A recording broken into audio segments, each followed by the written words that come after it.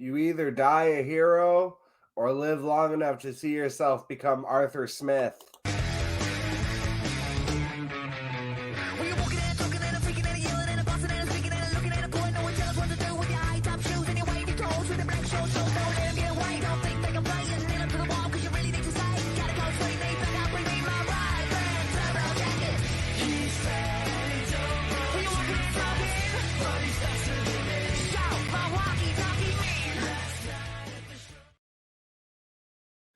Hello and welcome to Monday Mayhem, the reaction show for the week that was of fantasy football.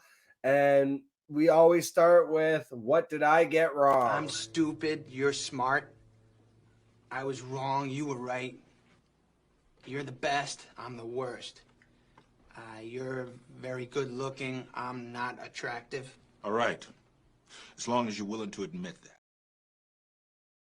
So first, right off, Rashee Rice, I thought was going to have a bigger day, even though he caught the touchdown. I'm counting that as an L for me. Just that whole Dolphins Chiefs game in general.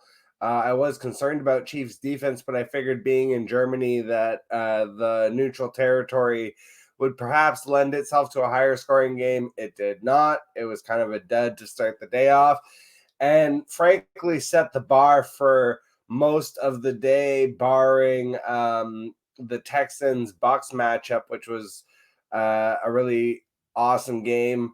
Probably one of the best ones of the week, except for Falcons Vikings, which we'll get into a little bit later. A couple more things I got wrong, though. Amari Cooper, I didn't like the matchup just because I thought they were going to lean on the run, and they definitely did lean on the run, but Amari Cooper was effective and good for fantasy. So was Voldemort. He was fine. Deshaun Watson. Patriots defense, I thought they would be a lot better too, just in general on the season, but especially in this matchup, potentially against the Commanders. I actually thought that they would be better. I also thought Brian Robinson would be worse. So you can kind of flip those two around. Giants offense, I think the Giants and Packers in general are probably like the two biggest L's I have to hold on the season that aren't Najee Harris. I thought that Daniel Jones would be a much more competent and effective quarterback, and now unfortunately he's probably going to miss. They're saying that he's got potentially a torn ACL. So it's just like the amount of starting quarterbacks are dropping like flies. Now we lose Kirk, we lose Daniel Jones, who I get it. You know, it's not like Daniel Jones was relevant for fantasy right now, but the fact that it's going to be Tommy, Danny DeVito for potentially the rest of the season because we're past the trade deadline is just kind of hysterical. So Giants offense, and then, I mean, they looked a little better today. Got an easy win against the Brett Ripien-led Rams. But Jordan Love and the Packers just in general have struggled all season. So, but man, the Giants and just Daniel Jones. I thought Daniel Jones potentially could finish as the top 10 fantasy quarterback because of the rushing baseline. And it has not been there all season. Even if he had been healthy and played through, this roster is pretty terrible outside of Saquon Barkley. And yes, Darren Waller when he is healthy, but obviously he hasn't been available for most of the season. But the complete lack of wide receiver and the shoddy O-line have just really shown through the entire season and kind of just muck things up for the Giants. We'll jump into what I got right because it feels like we just got so much to get to in the hearts and farts later. So just what did I get right this week? Not the kind of person to say a told us so, but you know what? A told us so. A fucking a told us so. So the big one for me, Cole Kmet. I even messaged my friend personally because he was the one that had asked on the Sunday live stream about if he should start Cole Kmet. And I don't even remember what the other option was, but Cole Kmet ended up being probably the right answer. He had 2 touchdowns. And I kind of, was down on the idea of him at first, but Tyson Bagent, who again I'll talk about a little bit later, he's been competent. Now, I'm not in the camp of, oh, he's better than Justin Fields. I think that's patently ridiculous. But he's been an average level NFL quarterback where he can kind of sustain a semblance of an offense. And his main target actually seems to be Cole Kmet, leaning on those short tight end passes for receptions. He's doing that a lot. It has been kind of crappy for DJ Moore, which sucks because I have so much DJ Moore shares in fantasy. But yeah, Cole Kmet going forward, you can treat him like a tight end one, basically. Clayton Tune had all of 58 passing yards against the Browns, which I would have to look up. I can't remember like an actual quarterback that had less passing yards in a whole NFL game. The last time I remember something like that happening was Kendall Hinton for the Broncos, but he was like a wide receiver who was like playing like fourth string. This is supposed to be their backup quarterback that they drafted this year. And yeah, Clayton Tune, two ugly interceptions. Not a single solitary chance in hell did they have of beating the Browns. And that is exactly the way the Cardinals brass want it. Like it has to be, because there's no excuse for starting Clayton Tune and making him look the way he did this week. It was atrocious. Like, honestly, if it wasn't for the fact that they know they're tanking, this would be like a fireable offense in my eyes in terms of the GM and the coach. The lack of being able to assess the talent from the GM and then the lack of preparation from the coach, like just combined for me. That would be, I would have to be on the outs with both. Kyle Pitts and Taylor Heineke. I mean, the whole Arthur Smith thing, Arthur Smith has become the villain of fantasy football. And, Josh Dobbs turned out to be the hero that we need. I am a god, you dull creature, and I will not be bullied by that.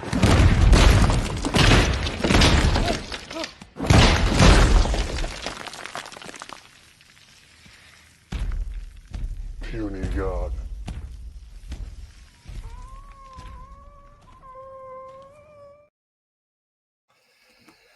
Yeah, the Arthur Smith thing has gone next level at this point. Jonnu Smith was the leading receiver and was being used as a running back at one point in the goal line packages. So it was just, what was the point? What was the point of drafting, Bijan and Drake London and Kyle Pitts? And I think everyone's belabored that point. And he being Arthur Smith keeps trying to prove that he's like the smartest guy in the room, which absolutely gives him evil villain vibes. And then Josh Jacobs, it's officially Josh Jacobs season. I said that, with the change to Antonio Pierce, him being a defensive minded head coach and wanting to lean on the run, Josh Jacobs was going to see his volume go up. And literally the first game, 26 carries, 2 touchdowns for Josh Jacobs. So if you bought in on Josh Jacobs while he was struggling, it's going to be a nice end of the season, I think, for Josh Jacobs. And hey, this is literally becoming the main segment every week. Who scored more than Kyle Pitts this week? You took everything from me. I don't even know who you are. So some familiar faces actually this week, because Kyle Pitts, it wasn't terrible for tight ends. I think he had 4 for 56, but Jonnu Smith, Hunter Henry, Taysom Hill, Cade Otton, Luke Musgrave, the aforementioned Cole Kmet, and Gotham's favorite villain, David Njoku, basically part of the touchdown club for tight ends this week, and they all outscored Kyle Pitts. Also, Dalton Schultz. Throw Dalton Schultz in there as well. He had a massive game, actually. And Jake Ferguson, too, for the Dallas Cowboys. So just, lots of tight ends succeeding this week. None of them named Kyle Pitts, unfortunately. And that will lead us right into, we can just jump into the hearts and farts.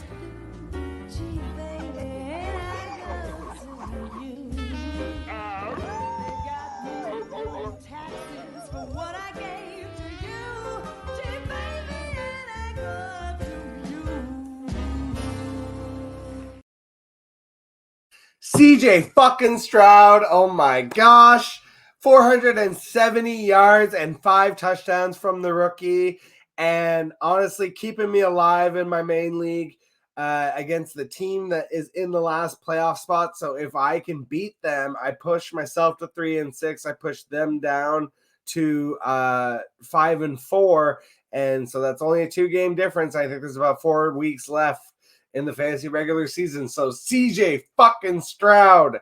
I also had him in Megala Bowl. Still probably going to lose there, but just the fact that I had him in a couple places, it was very exciting to watch CJ Stroud just go off today. So that was a lot of fun. And on the opposite side of the ball, Baker Mayfield was serviceable again. I've had him listed as a streaming quarterback for a while now. So he's definitely a viable play, especially in matchups like this when they get into the shootouts. Derek Carr, super base level 20 points. You just need that base level 20 points. You don't want to mess around with the Brett Rippians of the world. Maybe put in a little trade for Derek Carr. Feels like people are willing to let him go. And he's just consistently right now just getting 20 points a game.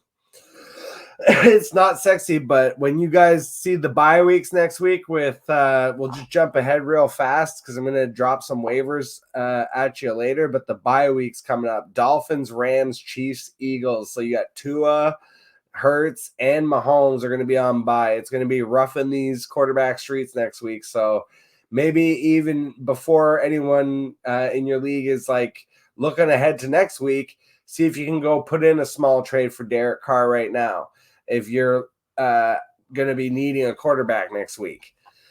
Voldemort, Deshaun Watson had a couple touchdowns. Josh Dobbs, our hero, absolutely came in and stole the game from the Falcons.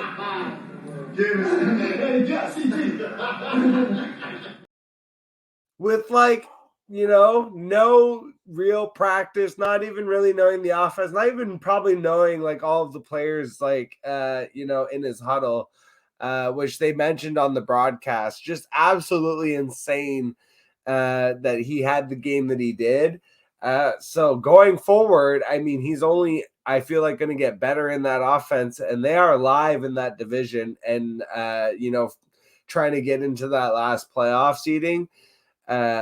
And they're kind of playing for Kirk Cousins almost like inspirationally. So I really love Josh Dobbs coming in there because he is exactly the type of personality fit to switch from the Cardinals to the Vikings mid-season and be able to steal a win like that. Just absolutely one of the stories of the year. And then Jalen Hurts and Dak Prescott ended up being 3 touchdowns piece for each. Hurts had 2 through the air, 1 to AJB, 1 to Devonta Smith, and then had 1 on the ground, and then Dak had 3 through the air. So yeah, they were both effective. And then probably by the end of the night, Joe Burrow and even Josh Allen, who threw an interception, but he already had a rushing touchdown. I figure they'll both be on the Hearts list as well. Just breaking the fourth wall. I'm pre-recording this. It is 10:16 p.m. EST, Eastern Standard Time. And I'm getting ahead of the Monday Mayhem because not only does it help my regular, just dad schedule, but also I'll be doing a guest appearance on IDP Iggy's game show. So make sure you go check that out. Go follow at IDP_Iggy and check out the game show tomorrow at 7:30 p.m. Eastern Standard Time. I will be making a special appearance. Getting into the running backs, Josh Jacobs, like I said before, had a great game. Rashad White, this time all the volume actually mattered, and he got 2 touchdowns, so he had a great game. For fantasy, Brian Robinson got into the end zone. Ramondre Stevenson actually finally broke a big run.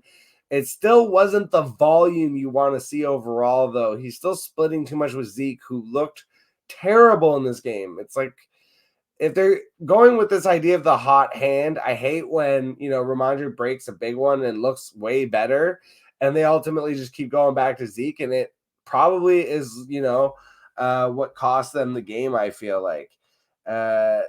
They should have just kept going to Ramondre, and especially utilizing Ramondre's pass catching ability. Just feels like it's been very underwhelming.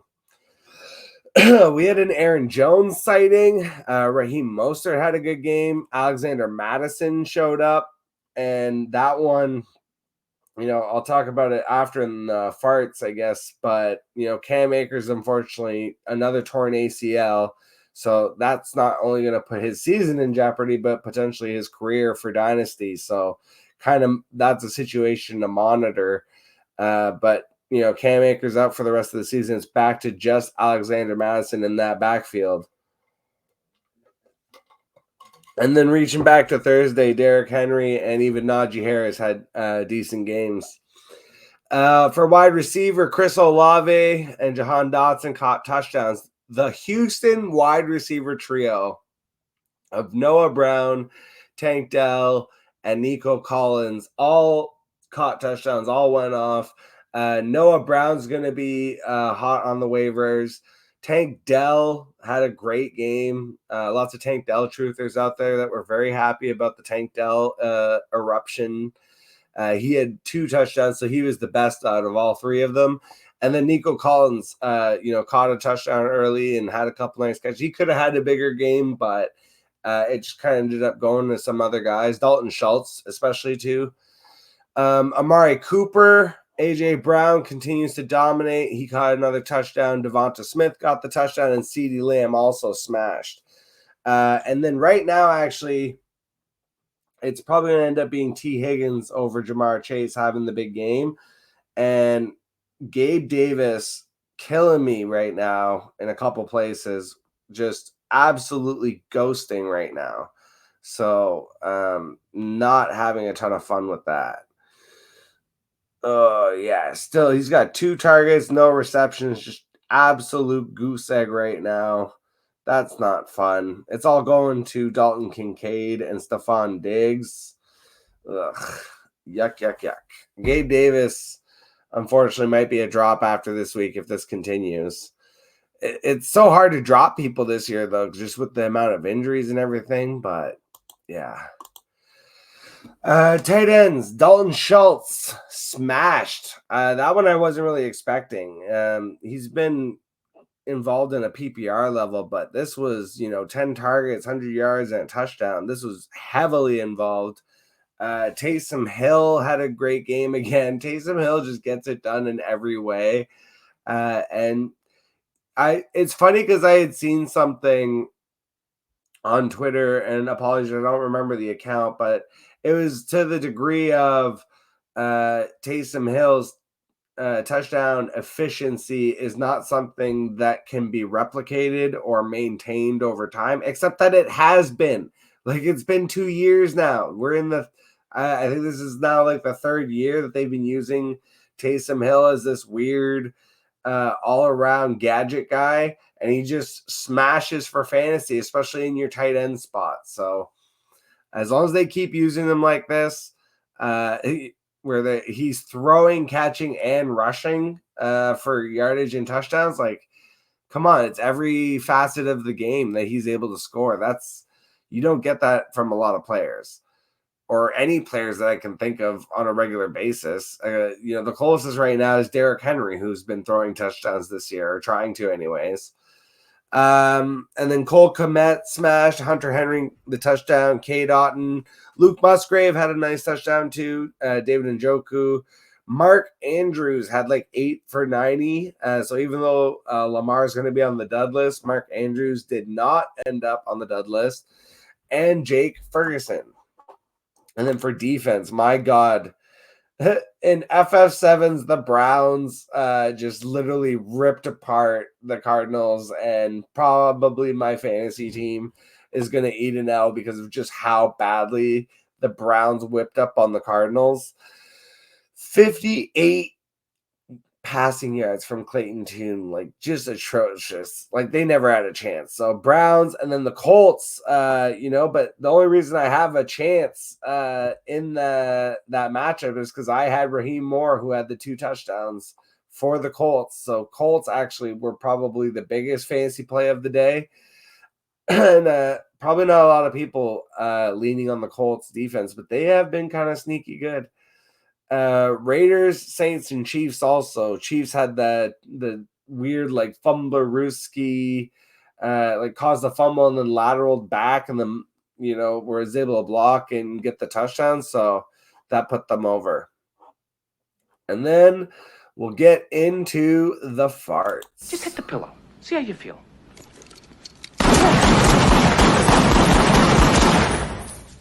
There's your fucking pillow. Feel better? Yeah, I do. So I've belabored the point of Clayton Tune and his 58 yards. Geno Smith struggled. Lamar, they smashed, they won, but it was Gus Edwards had the 2 touchdowns again. And the other running back, slide down here, Keaton Mitchell popped up also. So it's just all the running game. Lamar didn't get in the end zone, so unfortunately he had a dud for fantasy football, even though it was a great, like they just didn't. This was Dak Prescott syndrome. They just literally didn't need him.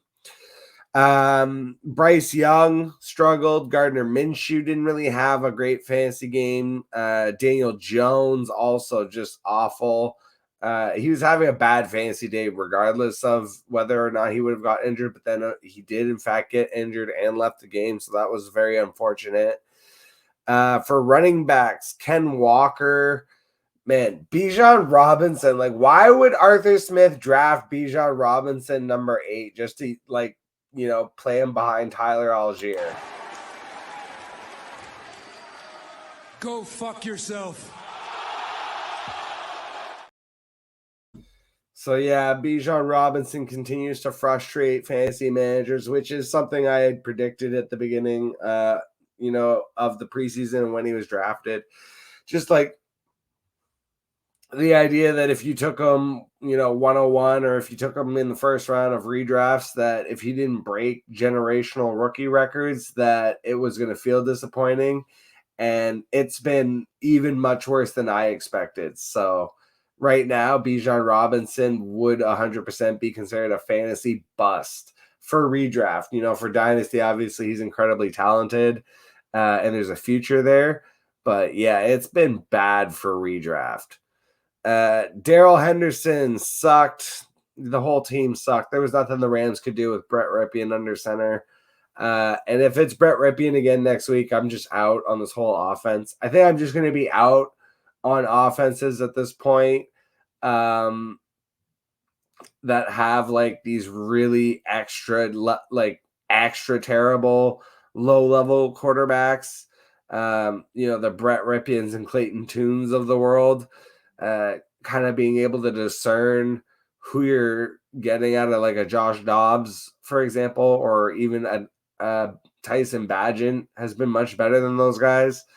But yeah, it's severely affecting the offense. Devin Singletary, that one, I mean, this was always the thing in Buffalo, even when he had the work to himself. He just isn't a very efficient back. And this just turned into, they went crazy with the passing game, and CJ Stroud was on fire.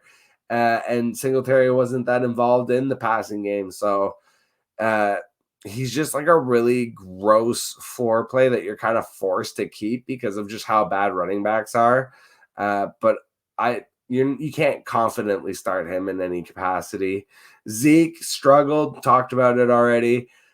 Zach Moss finally is starting to cede more and more work to Jonathan Taylor, who had the touchdown. Wasn't quite, like a great game for Jonathan Taylor either. He did have that touchdown, but it is really starting to cut into the work of Zach Moss. And so Moss, again, you got to hold him, but just you're going to have to temper expectations going forward. Cam Akers, the ACL, we already talked about that, unfortunately. Isaiah Pacheco in that matchup against the Dolphins just really didn't do anything. Jerick McKinnon was the one that caught the touchdown. Pacheco ended up with like 16 for 66 and no receptions. So it's just super mid.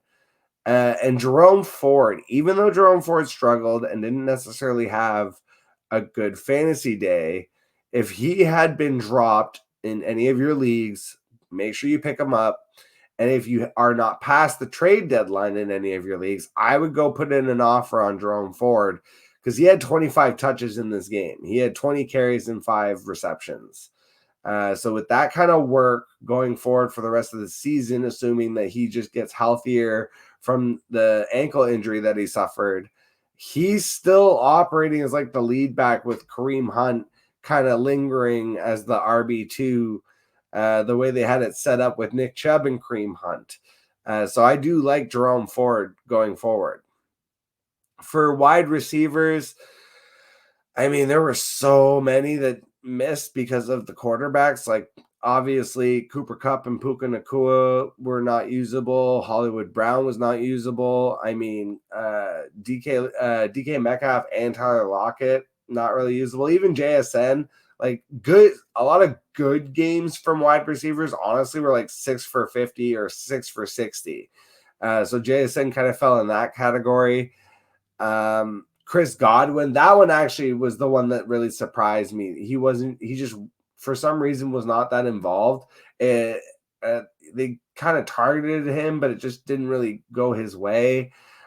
Even Mike Evans made an amazing, huge catch, but was down at the 1 yard line, so he didn't get the touchdown credit for it, which would have absolutely changed his fantasy day. But he was still like kind of like decent, but yeah, Godwin just disappeared in this one. It all went to Cade Otton, which was weird. Christian Watson just continues to be unusable for fantasy. I was arguing with someone on Twitter where it was like he dropped the touchdown pass. I was like, yes, he did drop the touchdown pass. He's an NFL wide receiver and he should make that pass. But he was like literally like a yard or two ahead of the defensive back. Like he was wide open and Jordan Love underthrew the pass.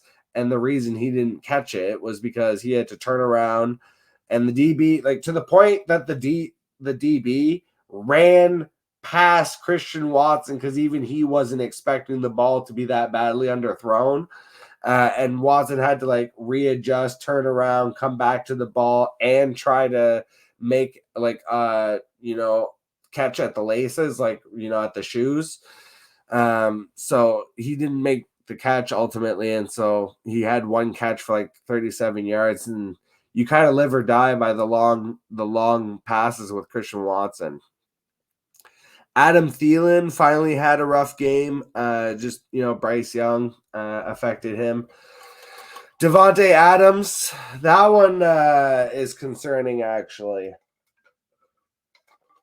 With Aiden O'Connell probably taking over the reins and just the way that they're going to run this team now is going to be heavy defense, heavy Josh Jacobs.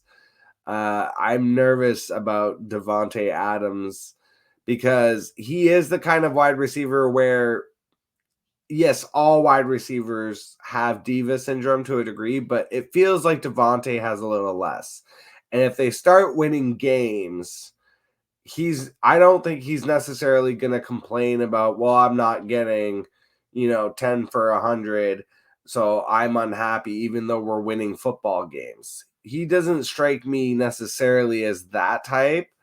Now I know he can get frustrated and, especially if they start losing games, that's different, but we'll kind of see how that goes. I feel like he'll be okay until the off season, basically. And he'll still want out at that point though. Michael Thomas, just total dud. Zay Flowers had one catch, and then Josh Downs was one that I was kind of fading because he popped up questionable with the knee. And then unfortunately, he tried to play, had one catch, and then came out of the game. So monitor that. He might end up, if he ends up on IR at this point in the season, like, you can drop him. For tight ends, Travis Kelce. No Taylor Swift, no Travis Kelce. This was legitimately like his dud of the year. He only had 14 yards on like 2 catches. By far his worst game of the year. Honestly, his worst game in years. And, it just kind of hasn't been the huge dominant Travis Kelce year that people are used to. He still has had upside games, and that potential still exists, especially when they're playing at home. But I think we are definitely starting to see, people are like, oh, has the NFL figured out the Chiefs? It's like, no, they haven't figured out the Chiefs, but it is definitely easier to cover Travis Kelce when you don't really have to respect the running backs or the wide receivers or, anybody on the team besides Mahomes and Kelce. So yeah, I think they need to focus on actually getting wide receiver help in the offseason. Tyreek Hill definitely changed that team, and losing him has yeah, they won the Super Bowl, and yeah, they still looked amazing. It has, they have had their struggles without Tyreek Hill. Trey McBride again goes back to Cardinals, just absolutely tank job, which is what they were playing anyways. Dallas Goedert, Daniel Bellinger, even though he had the job to himself, it didn't matter, especially with Daniel Jones. Like, you can't trust that at all. So he's off my streaming. I kind of liked him as a streamer, but the connection was with Daniel Jones. If Daniel Jones is not there, I'm not messing around with that. Michael Mayer continues to be the worst of the rookie tight ends and basically a non-factor. Kyle Pitts is just the Pitts, man. And Logan Thomas, is like 4 for 50, so it just wasn't great, but didn't kill you either. And then on defense, Patriots, Falcons, Bucks, Cowboys, and Eagles. Cowboys, Eagles kind of weren't awful. I mean, Cowboys were worse, but the Eagles defense kind of ended up getting it done. But it was there were a lot of like better streaming defenses that were probably available, and it's hard to just pivot away from like the Eagles defense because they're so good. But it probably would have been the right decision. We'll get into some waivers here. I actually skipped waivers completely last week, and I was going to do an extra video and then just didn't. So, if you are relying heavily on my waivers for some reason, then I do apologize. I've kind of gone back and forth of if I should include them in the show or not. And I think ultimately the idea of like doing a separate small video, while probably would be smart for like the algorithm and the channel and all that kind of good stuff, I ultimately don't care about any of that. And I think it's just easier to always include them in the Monday Mayhem. So I think going forward, that's just what I'm going to do. And this show ended up being, a lot shorter than I was expecting. So it just kind of works out perfectly for today. So we'll smash into some waivers here, especially like there's so many injuries, that popped up already today. Again, we've got, again, Cam Akers and Daniel Jones might not have been huge fantasy names, but they were definitely assets that people were leaning on, especially in deeper leagues. And man, IR benches are just starting to look real full this time of year.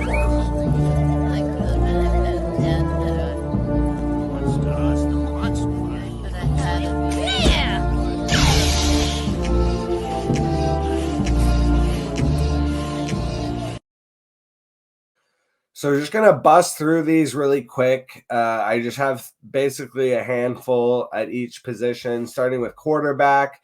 Tyson Bagent, I talked about earlier, 2 passing touchdowns, but also he had 8 for 70 on the ground. He's doing a lot of work running the ball. He's going to be at home against the Panthers next week. I don't hate the matchup. And we already mentioned Dolphins, Rams, Chiefs, Eagles are all going to be on bye weeks with the quarterback injuries. Now there's no Daniel Jones, no Kirk Cousins. There is going to be quarterback struggles coming up. So get ahead of it. Taylor Heineke, floor play at Cardinals. Cardinals are in obvious tank mode.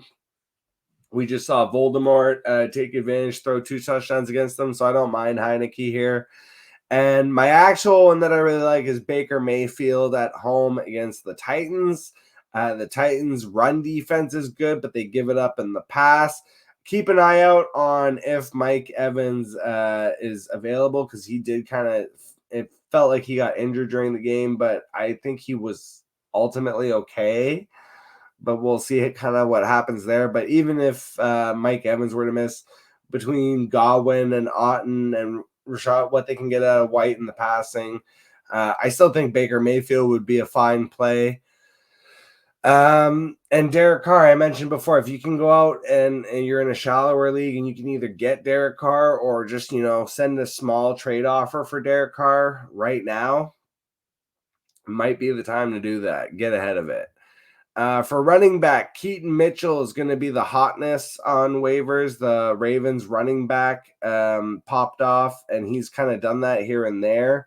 I don't know that you can trust him on a week-to-week basis, but he is definitely worth a stash and is probably going to be the highest, the highest priority out of the guys that I'm about to mention.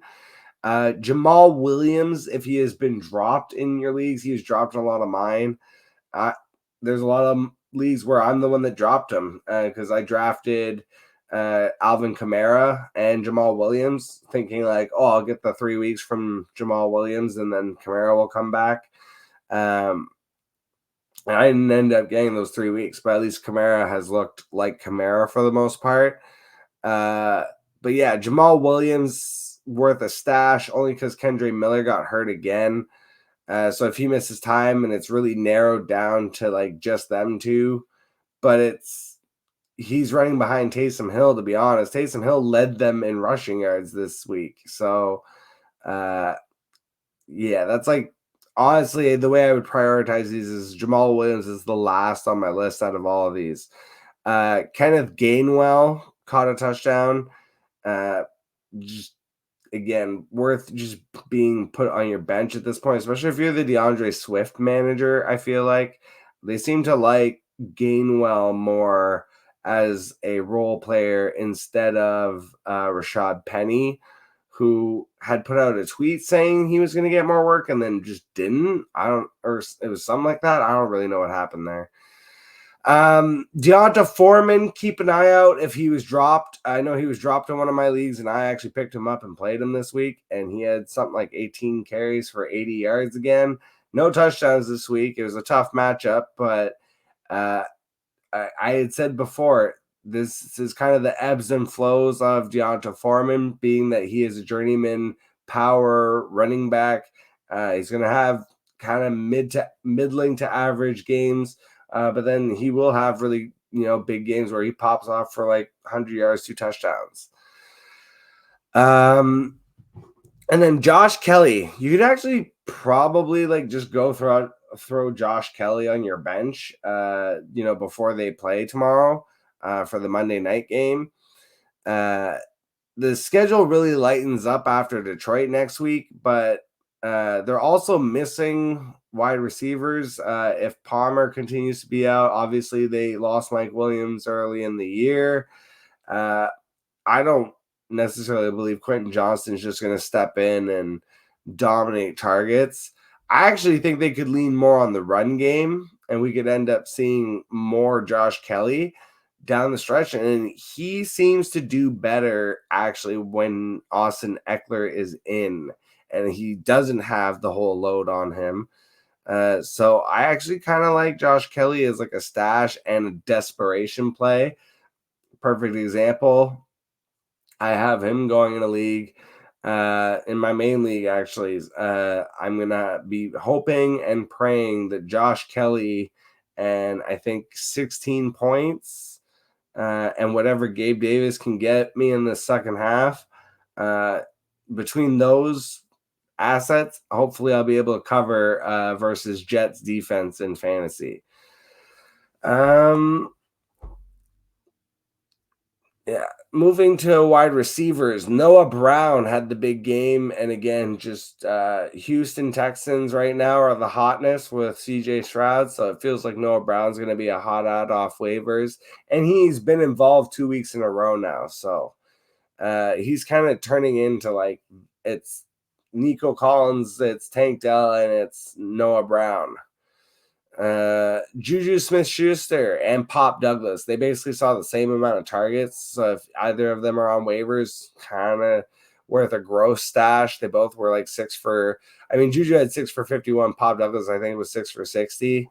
And then talking about gross stash, not only was Drake London out this week, but Mac Hollins got hurt and is questionable now going forward. So Kadarrell Hodge in like deep dynasty leagues and like 14, 16 team leagues might be worth a stash, I guess.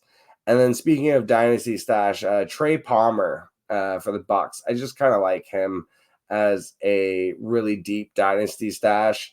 Or if you can just go buy low, like literally like a fourth, or if you're a winning team, like a late third rookie round pick. For Trey Palmer, I don't mind that. He's been quietly involved all year. It just feels like he could progress into being like an actual NFL wide receiver. For tight end, I mean, Dalton Schultz is the obvious one. He's been kind of ignored this year and just absolutely had a monster game. He's going to be probably the most added tight end. He was dropped in a lot of leagues, so he could definitely be on waivers in your league. Make sure you check that out. Cade Otton is another one, especially if Mike Evans misses any kind of time. I've joked that Cade Otton is a safe floor if you just need 3 for 40, 3 receptions for 40 yards, but he had 2 touchdowns. So if he starts getting more involved in red zone, and like I said, if Mike Evans misses any kind of time for some reason again, I don't hate Cade Otton. And then Hunter Henry has worked his way back into relevance. I had him as a streamer week 1 when Travis Kelce was missing, and that worked out. I have him as a streamer next week because they're going to be at home against Indianapolis, and they're going to need some type of passing option, and he still seems to get targeted in the red zone above Mike Gesicki. So dice throw on Hunter Henry next week. And then for defense, Colts at Patriots. Colts just smashed on defense, and Patriots have struggled and turned the ball over a lot, especially Mac Jones has.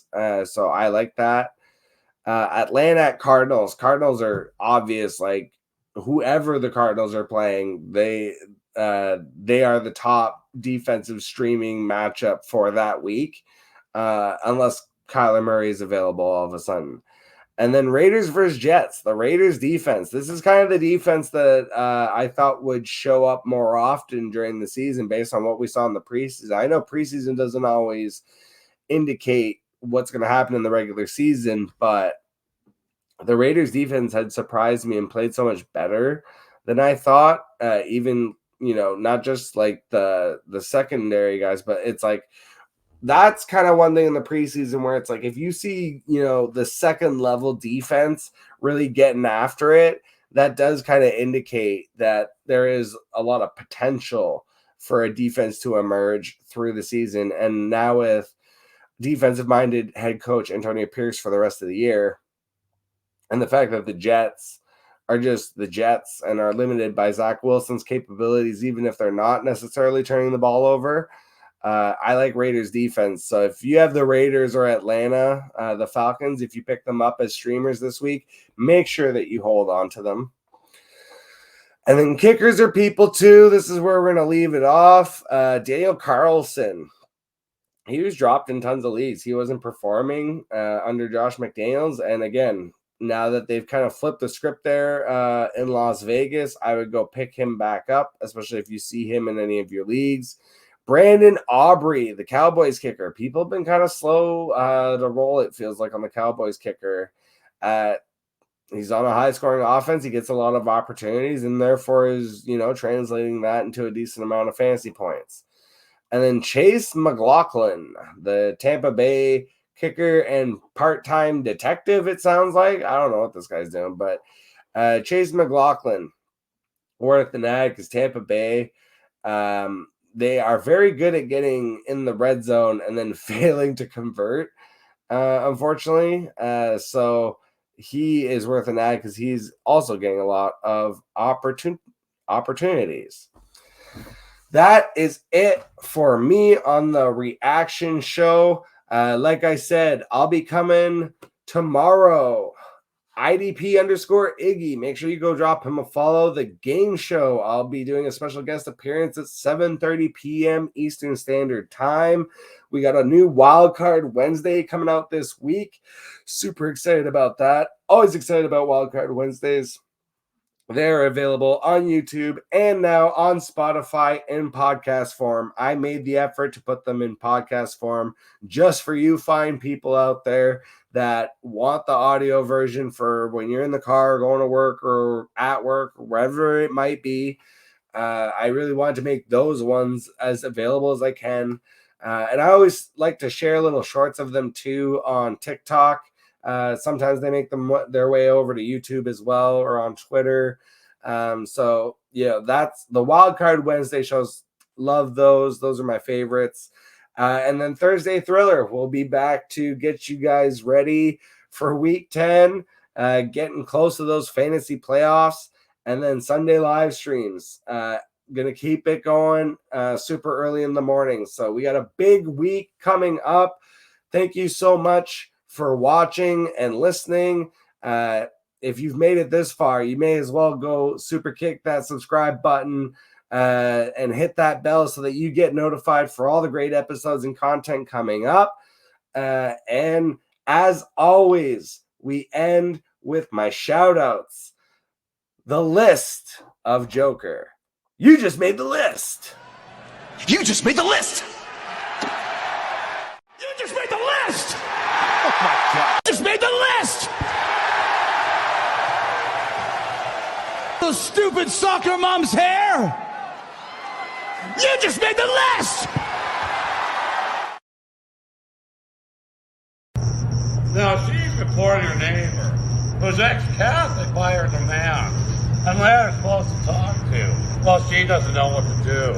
She says we shop for her for Colleyville. Says she hates me ever since I arrived. Says I'm not allowed to go unheard. We got to a beat to challenging in court.